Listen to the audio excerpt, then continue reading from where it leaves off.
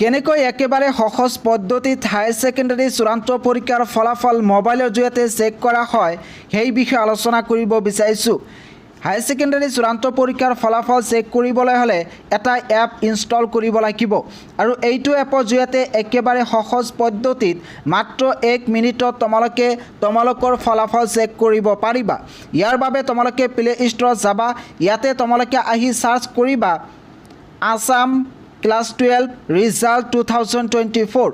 Search কৰাৰ পিছত তোমালোকৰ সন্মুখত এনেকুৱা এটা এপ আহিব। ইয়াতে তোমালোকে দেখিবলৈ পাবা 5 মিলিয়ন মানুহে ইতিমধ্যে এই এপটো ডাউনলোড কৰিছে। এইটো তোমালোকে ইনষ্টল কৰি ল'বা। ইনষ্টল কৰাৰ পিছত এইটো তোমালোকে অপেন কৰিবা। অপেন কৰাৰ পিছত এনেকুৱা এটা ইণ্টাৰফেচ খোল খাব। তাৰপিছত তোমালোকে এটা সাৰ্চ কৰা অপশ্যন দেখিবলৈ পাবা। ইয়াৰ ওপৰত সাৰ্চ বটম আহিছে। ইয়াতে তোমালোকে সাৰ্চ কৰিবা আসাম বোৰ্ড।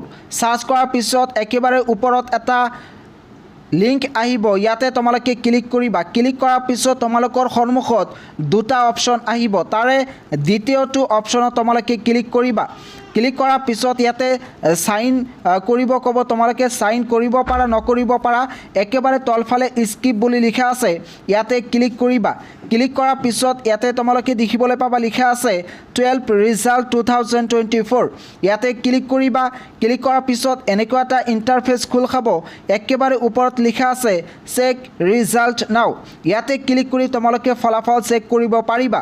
যেদিন আমি হায়াৰ ছেকেণ্ডাৰী চূড়ান্ত পৰীক্ষাৰ ফলাফল ঘোষণা কৰিব সেইদিনা যদি তোমালোকে এইটো লিংকত ক্লিক কৰা অৰ্থাৎ চেক ৰিজাল্টত ক্লিক কৰা তেতিয়াহ'লে তোমালোকৰ সন্মুখত আন এটা ইণ্টাৰফেচ আহিব। তাতে তোমালোকৰ ৰোল আৰু নম্বৰটো বহুৱাই একেবাৰে সহজ পদ্ধতিত ফলাফল চেক কৰিব পাৰিবা।